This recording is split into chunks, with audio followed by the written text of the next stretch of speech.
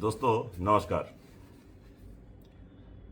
जैसा आपको पता है कि देश को आज़ाद हुए 78 साल हो गए हैं और इन 78 सालों में ढेरों बदलाव हुए। कई सरकारें आईं गईं और इसके साथ ही डॉक्टर भीमराव अंबेडकर बाबा साहब ने एक आरक्षण का प्रावधान किया था कि जो निचले तबके की आबादी है, SC ST OBC, उनको उनका अधिकार मिले। क्योंकि माना यह गया कि भाई आज़ादी के पहले जो वंचित तबके के लोग थे वो उतने सक्षम नहीं थे, इसलिए उनको बराबर में लाने के लिए आरक्षण का प्रावधान रखना चाहिए। और हालांकि वो प्रावधान 10 साल के लिए उन्होंने किया था और फिर उसमें लिखा था उन्होंने कि अगर ज़रूरत पड़े तो फिर इसको आगे भी बढ़ाया जा सकता है। तो पिछले 78 सालों से आरक्षण की प्रक्रिया चल रही है। 1980 के आसपास, 1990 के आसपास जो है मंडल का मंडल भी आया, मंडल आयोग की सिफारिश लागू की गई। उस टाइम पे भी बहुत हंगामा हुआ और कई लोगों ने अपनी जान गंवाई। अब वो चाहे SC ST के थे, OBC के थे या सामान्य वर्ग के थे, लेकिन लड़ाई लड़ाई होती है। अब उसी तरह का कुछ अब नया एक नियम आया है UGC का। एक सरकार लेके आई है नया नियम कि अगर कॉलेज या UGC कॉलेजेस जो हैं उसमें उनका ये मानना है कि जो OBC SC और ST के छात्र हैं उनके साथ सवर्ण वर्ग के लोग अत्याचार करते हैं। देश को आज़ाद हुए 78 साल हो गए हैं और देश की आबादी में लगभग, जो अभी एक्चुअल आंकड़ा तो नहीं है क्योंकि वो जो जनगणना हुई तब पता चलेगा, लेकिन 52% के आसपास OBC हैं और आपके 9% के आसपास ST और 70% के आसपास SC हैं। सवर्ण 4% के आसपास है।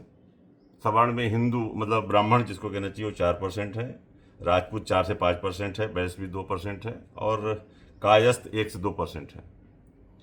कहने का मतलब ये है कि 80% के आसपास आबादी जो है हिंदुओं की है। बाकी 20% मुस्लिम और क्रिश्चियंस जो भी होंगे।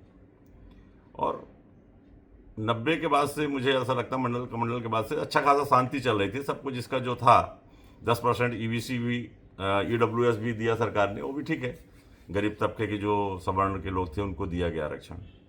हालांकि आरक्षण की लड़ाई लंबे समय से चल रही है कि OBC को 27% मिलना चाहिए। तो जैसे मध्य प्रदेश में अभी कोर्ट में चल रहे हैं केस, ठीक है, कोर्ट से डिसाइड होगा कि किसको क्या आरक्षण मिलेगा क्या नहीं मिलेगा। लेकिन बीच बीच में इस तरह से चुनाव के लिए लड़ाई है, ये वोटों की लड़ाई है। जब जो सरकार रही है, भारत सरकार रही हो चाहे प्रदेशों की सरकार रही हो, सिर्फ अपने लिए कि वैसे वोटों का विभाजन कैसे किया जाए, हिंदुओं को हिंदुओं से कैसे लड़ाया जाए, हिंदुओं को मुस्लिम से कैसे लड़ाया जाए, तो ये सिर्फ कहानी उसी की है। किसी छात्र को कोई मतलब नहीं है अगर वो अपने कैंपस में पढ़ाई का, हाँ 1% 2% लोग होते हैं जो धारा के विपरीत चल पड़ते हैं।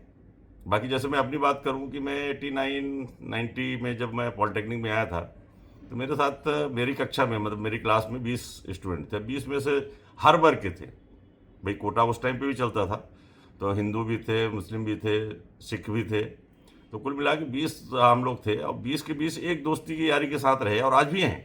मतलब 30-35 साल हो गए। कोई भी ऐसा नहीं है कोई जिसको जहाँ नौकरी मिली, कोई नौकरी कर रहा है, कोई बिजनेस कर रहा है, कोई अपने काम में लगा हुआ है। तो किसी के मन में वैमनस्यता तो मैंने नहीं देखी। तो मैं ये कैसे मान लूँ कि ऐसा होता होगा? 1-8% होता है। अब जैसे रोहित वेमुला का केस है या 2-3-4 केसों का उदाहरण दिया जाता, ठीक है, लेकिन उसके पीछे क्या रहा है वो तो अब इस दुनिया में नहीं है। उनके माँ बाप का आरोप है कि भाई मेरे बेटे को सवर्ण वर्ग के लोगों ने परेशान किया है या कि OBC वर्ग के लोगों ने जो भी परेशान किया होगा। तो 1-2% तो हर जगह होते हैं, बट इसका मतलब ये नहीं होता है कि पूरे समाज को एक दूसरे से लड़ा दिया जाए। और अभी ये जो लड़ाई शुरू हो रही है, जो मैं देख रहा हूँ फेसबुक में, न्यूज़ चैनलों में, समाचार पत्रों में, UGC के नियम में ये है, इसमें ये है, उसमें सवर्ण वर्ग को नहीं रखा गया है।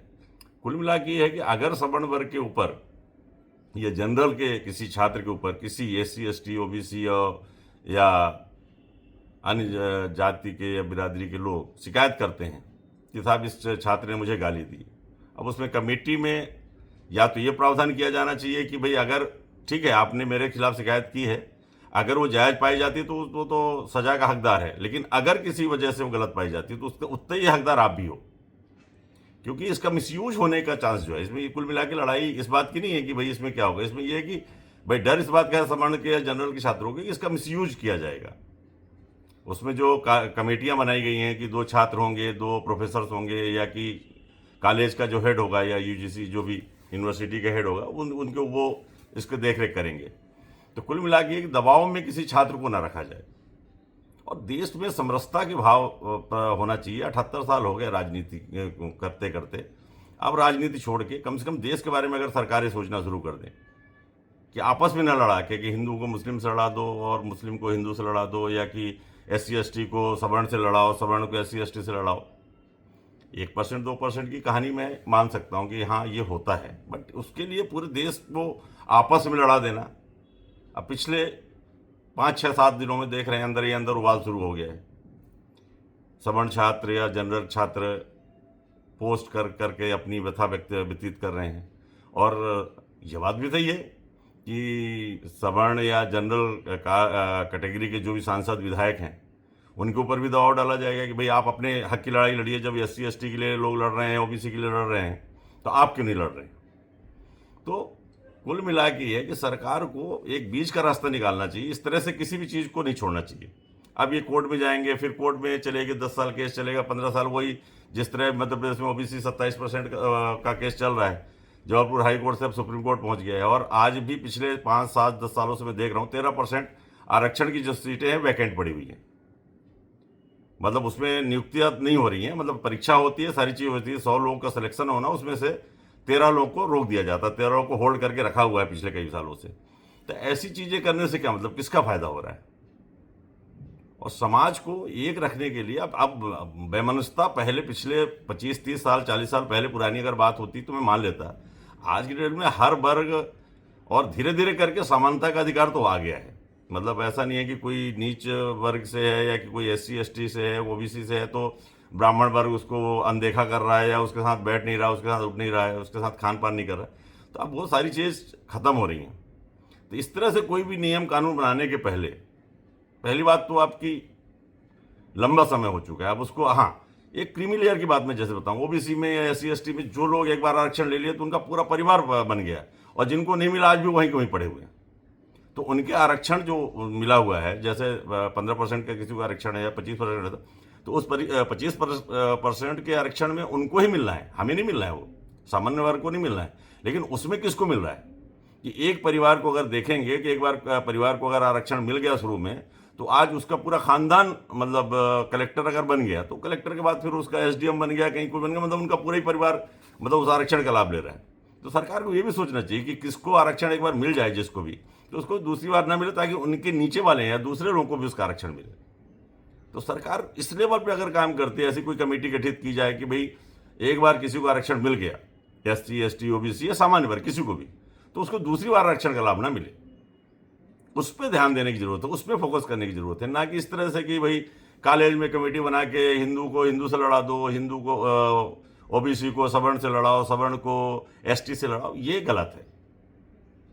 आप लोग सोचिए जरूर, क्योंकि इस तरह से नियम कानून अगर किसी के लिए बनेगा तो तकलीफ होती है। अब कल मैं कहीं एक वीडियो देख रहा था, तिलक तराजू और तलवार, इनको जूते मारो चार। अब किसी को बुरा लग सकता है भाई अगर मैं आपको आपकी जाति सूचक सबसे अगर गाली दूंगा तो आपको बुरा लगता है, तो अगर आप मुझे गाली देंगे या किसी को भी गाली देंगे तो किसी को बुरा लग सकता है। इसलिए मेरा आप सभी से अनुरोध है कि एक समरसता बनी रहे, भाईचारा बने रहे, हिंदू मुस्लिम सिख ईसाई सब आपस में मिल के रहें। ये लड़ाई का समय नहीं है, ये एकता का समय है। और आप सब मिलकर, और सब समझदार हैं, अब देश बहुत आगे निकल चुका है। 78 साल हो गए देश की आज़ादी का।